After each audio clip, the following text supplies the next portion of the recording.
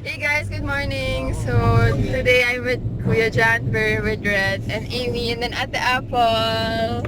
Hi. So now we're on the way to UST. We're going to attend PCNE or the Philippine Conference and Evangelization. So actually 3 days to eh. Well 4, pero hindi kami kasama kahapon. So so today kami yung first day namin, Friday, and then hanggang Sunday. So I'll keep you guys updated. We just got out of the Grab and now we're going to, I don't know actually, saan ba tayo pupunta? Quadri Pavilion, that's where PCNE will be. And I think may mass pa diba? Pero 8 daw yung start ng mass eh, anong oras na? Like 8:05 ganon, 8:06. Almost 8:10 I think. I'm not so sure. So yeah, and then we have to meet up with Ate Dang because she has our kits. So yeah, see you guys later. So now we're here at the 3rd floor. Kasama namin si Kuya James and we got our IDs and our kits.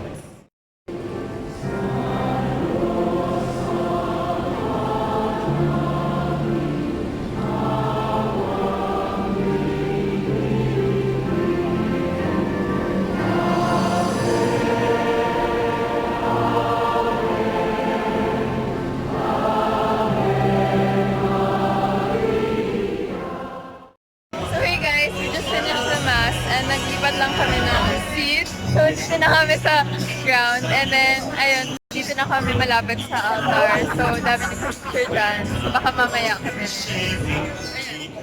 So, we're on break right now. What's up, guys? Chill lang kami. Hindi pa kasi tapos yung break. So, ayun. And medyo nantok ako sa 5 a.m. ako nagising. Kasi 7 a.m. yung call time namin sa PLS. So, I had to wake up early. Medyo nantok na ako. Kaya. Thank you from the bottom of our hearts for making this Quadricentennial Pavilion as the silent witness to the 6 PCNEs we have had, including this one. So welcome all participants, especially our foreign delegates. We have plenty of delegates from outside the country. I'd like to give you some perspective, just a very quick perspective setting for PCNE 6. The background of PCNE 6 is, of course, the recent synod of bishops in 2018, which the Cardinal attended and with some other bishops. And from the synod of bishops, we know that 2019 has been declared by CBCP as the year of the youth here in the country. And so, and the theme is Filipino Youth in Mission, Beloved, Gifted, Empowered. Mindset of the young person. Pope Francis said, the young people, they always have their one foot forward, ready to set out, to spring ahead. Kailan po nagtatapat ang paa ng tao? Pagpatay na siya. Pag nagtapat ang paa ng simbahan, mamamatay na tayo. But as long as there are young people whose foot, one foot at least, is forward, then we will have hope and we will never give up. How do you wear it the madre way? How do you wear it the social way, shala way? How do you wear it iwas dukot way? How do you wear it ayaw mabasa ng ulan way? And last, how do you wear it the Cardinal's way? Welcome everybody to PCNE 6. You have your team with you. I know you're excited for Cardinal, so let's go on with our program. In the stage where we all can just take a seat to reach the world. In the stage where some Good morning! Good morning! Magandang umaga po at mabuhay lalo na sa mga kapwa ko kabataan. Now, I know when Father Jason asked the people 60 and above to stand up, I stood up. I had to be truthful, to be honest. I'm 62 years old. Oo, ba't parang kayong nagulat? That's the truth. But I feel young because my parents are here. They're both 89 years old. Kayo. Kinakabahan ka? Opo. Parang yung 80 feeling po. Parang you were 80. Okay. Attorney, Ana na lang we po, call it Cardinal. Ana. Yes, please. Ana. Okay. Do you want to say something about yourself? Kilala ka? Sige. Okay. Ako po si Ana. Laki po Manila. Born and raised here. But now, nagtatrabaho po ako sa Mindanao. And it is my honor to join you po in your gathering, Cardinal. Oh, salamat din. Thank you for joining us. Ano ang trabaho mo? No, obviously, lawyer ka, attorney. Yes po, pero sideline ko lang yun. Talaga? Ako po ay nagtatrabaho sa gobyerno. Ah. I have been involved in the peace process. Everything happens for a reason and lagi po ako nagdadasal kasi sa pamilya po namin, tatay ko parang sobrang stricto niya, like hindi po kami pinapatulog pag hindi pa po kami nagdadasal. So, always talaga yan. And yun yung sabi nga ni Papa na manalig lang tayo, may outcome tong paghihirap natin. And then nga po, maraming pinagdaanan to the point na nasabi ko naman to na bata pa lang kami. Proud ako na nakakain kami ng panis sa hirap ng buhay. But sabi ko, nung pagkakain ko ng Father, sabi ko, hindi na ito mga mauulit. Kasi tumingin ako sa mga kapatid ko, sa pamilya ko na ang hirap na ganun yung makikita mo. Then, I was grade 3 or grade 4 noong time na yun. Then sabi ko, hindi na ito mauulit and gagawa na ito ng paraan. Bata pa ako nandun. And po, pumapasok po ako sa mga kapitbahay, tumutulog pa ako para lang magkapera. And then, may mga ibang lugar na nag-iimbita po sa akin ng volleyball. So, doon po ako source of income. And then, yun po, bumibili po ako ng bigas. Hinahati-hati ko yun. And, with the onslaught of social media, everyone seems to be entitled. I mean, lahat ng mga apps na yan, magaganda naman, maraming nakakatuwang na itutulog connectivity, just like what you said, and sometimes, more often than not, entertainment. Na-try na ba Cardinal yung face app? Yung trending ngayon. I think you should do that later on. Yung magpumukha ka matanda. Pero parang feeling ko hindi kagana sa inyo kasi forever yan kayo. Ayan na! Kita niyo ang epekto, ha?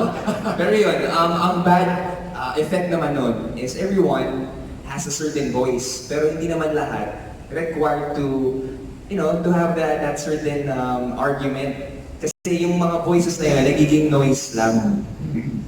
And sa nabasa ko, no, every day, faces on Facebook, mga ganyan, and mga pinopost na photos are manipulated millions of times every day.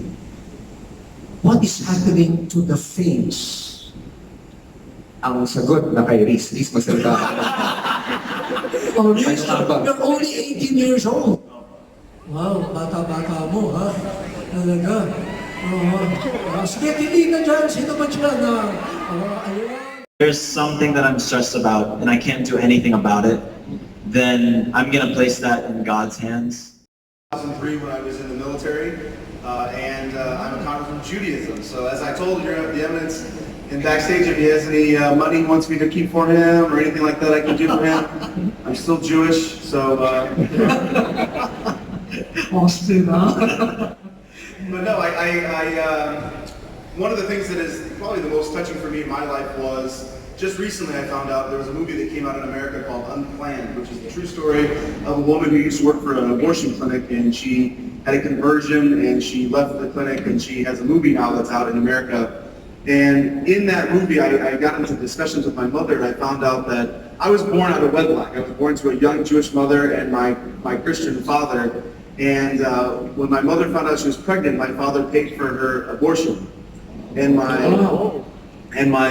mother's parents also said, "You're 19 years old, you should not go through with this." And I just found out within the last few months that it was while my mother was sitting in the room in the hospital gown with another 20-year-old, 20-something-year-olds in the room, a clinic worker came to her and said, "Don't go through with this." So I was moments away from being aborted, and we don't know why, out of all those people. I think it's so I can be here with you. Yes, we believe. Yeah, wow. Because the prayer group leader, her name was Sister Ida. She was much older than I was. She had 6 kids, but she came up to me and she said, "Bo, God told me that He has anointed you to preach." And she said, "Why don't you give a talk next Friday in our prayer meeting?" And I said, "Sure." Actually, I didn't say it in that way. I had a pre-puberty voice. I said, "Sure."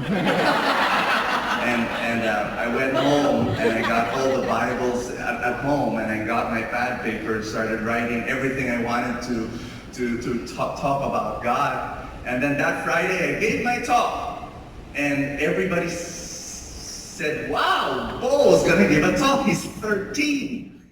In the Philippines, I hear them saying that there are some, if I may call them, pressing, urgent concerns that they are facing, like mental health, indifference, bullying, individualism, shaming, and then the violence in the homes, on the streets, in the neighborhoods, and then the de facto separation of parents, and not because of divorce or anything, but because of poverty. Some migrate, thing of those. Now, may I ask you, based on your circle of friends and your experience, these are all important. Pero ano yung parang, what is the pressing one that you want to say something about, to say a word, for this closing gathering? He really tells me a lot of things, like depression versus anxiety and sadness, and it's really a pressing issue that we should address.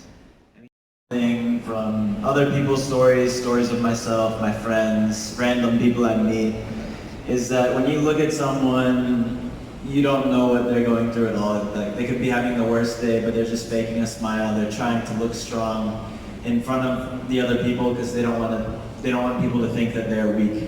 And there's a lot of people also that don't have anyone there for them. And like, I had a friend growing up, and his mom was never home, his dad wasn't really there for him. He'd stay the night at my house without, I wouldn't even ask my parents anymore, he'd just come over and stay the night. He wasn't blood-related family, but he was family. And whenever I go back to the States, he will pick me up from the airport, he will do everything for me, and he always says how thankful he is that I was there for him, to house him, to talk to him, to do anything for him. Naniniwala ko na mental health issue is present even during the generations of those who came before us, ang ating mga magulang, ang ating mga lolo at lola. Pero ngayon swerte tayo because we have a term for it. But on the flip side, medyo tayo sa Pilipinas siguro, we are quite unlucky in that hindi pa siya as established as it is in other parts of the world, where you can miss class because you are having mental health issues, you can miss work, and all of the other interventions are present for you to help you in that respect. There may be instances, siguro sa atin, na bilang mga millennials din, that our issues on mental health are trivialized. Your identity should not be based on the acceptance of other people, because people are flippant. They're like the waves, they're like leaves. They're here today, they're gone tomorrow. So my wish for you is that if you can base who you are, your identity, your happiness, your fulfillment on something that is eternal. So we just finished our first session and we're having lunch now here at Lola BI. So lahat kami dito. Yan. Say hi! Yan. So we're just gonna have lunch. Okay, so while waiting for our food, may joke muna si Red. Sige, go. Knock, knock. Who's there? Lola. Lola. Mr. Lola. Pero umalis na kami ito. Okay, pwede. So this is our food.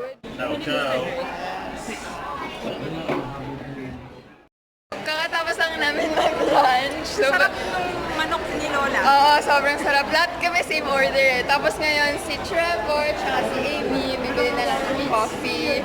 So, Smash that like button. The Lover's Lane. Lover's Lane.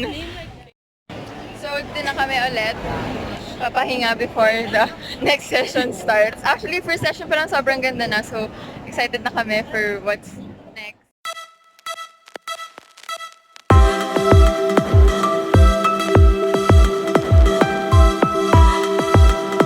Hindi po ako pabor sa pagbaba ng criminal liability po ng to age 9. Una po sa lahat, gusto ko lang po ibahagi na ako po ay kasalukuyang nag-aaral sa Philippine Normal University bilang isang values educator.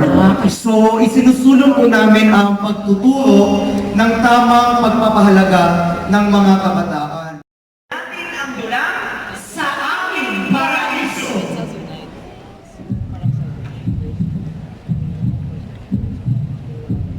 Narito ang mga anak ay mana mula sa Panginoon at ang bunga ng bahay bata ay kanyang ganatimpala.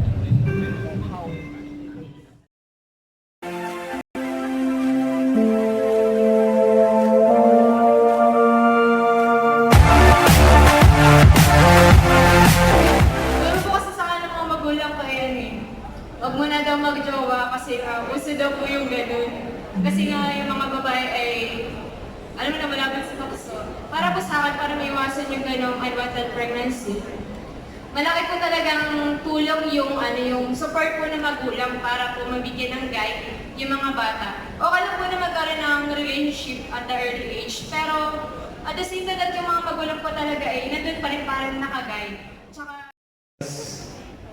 I come from reading the news media more often during my free time. Yung, kumbaga, nakikita ko two sides of the news. Yung isa ay yung mga victims of drug addiction. Yung how they are, yung paano sila ay they are innocently being subjected into drugs. Yung isa naman ay those who are so-called pusher addicts, sila yung pinapatay. So, effective nga ba? Well, I have to admit na as I was reflecting this for 3 years na in some way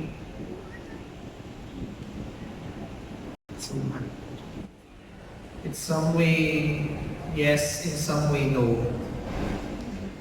Yes na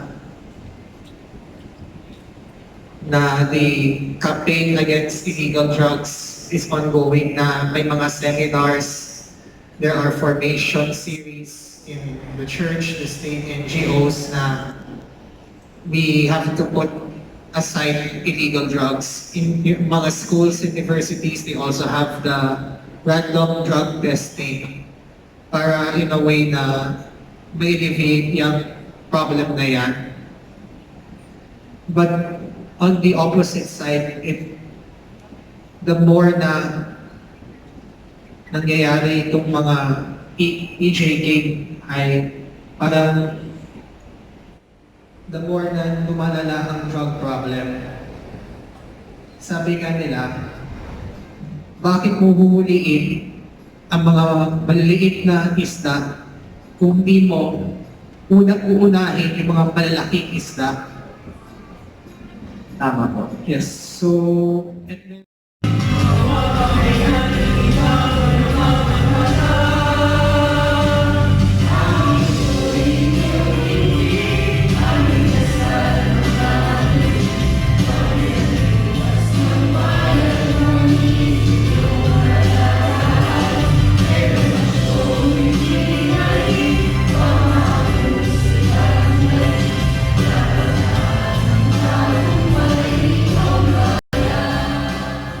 More importantly, I'm passionate about mental health because my brother, my only sibling, has autism.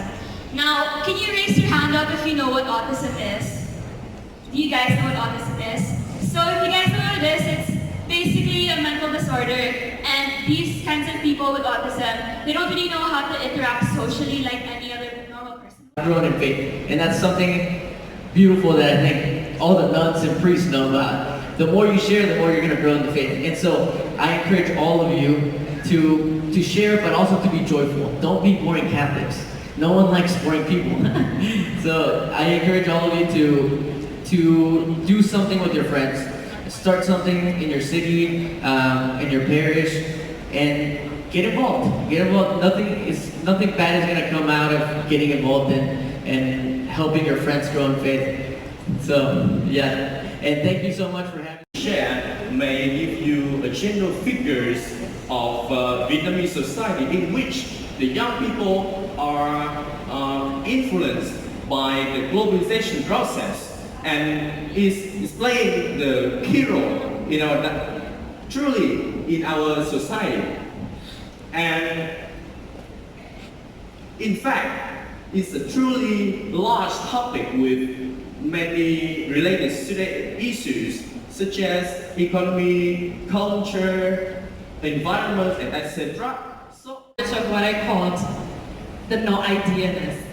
Because in whatever plan that God has for me, somehow I've always come to a place where I just have no freaking idea of what's going on. Like right now, even when I got invited by Cardinal Tagle to come here, I just thought, me? Why? Why would I be talking here in front of you? I mean, I'm from Indonesia, where Catholic is a minority. What am I going to be talking about to all of you here? We're a country majority of Catholics, you have such fancy events that I can only dream of. But here I am, and I come here for a purpose. And I'm going to share with you my life, what God has given in my life.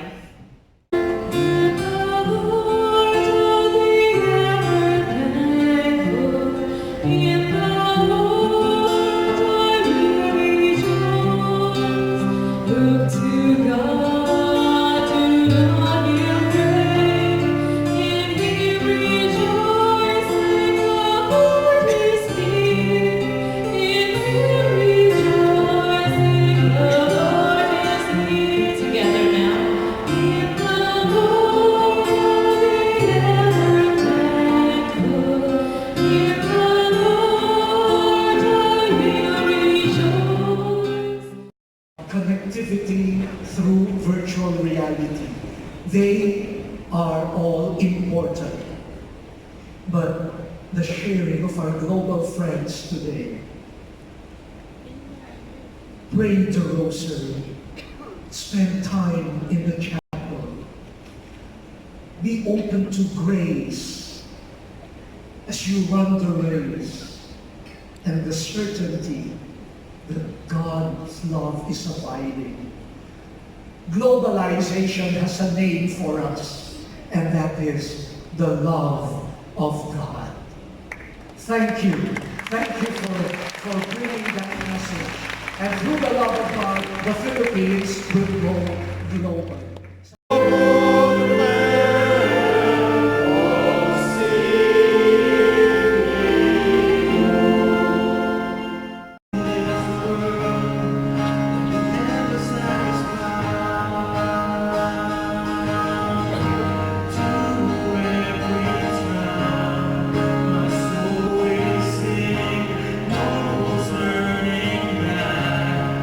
I've been set free.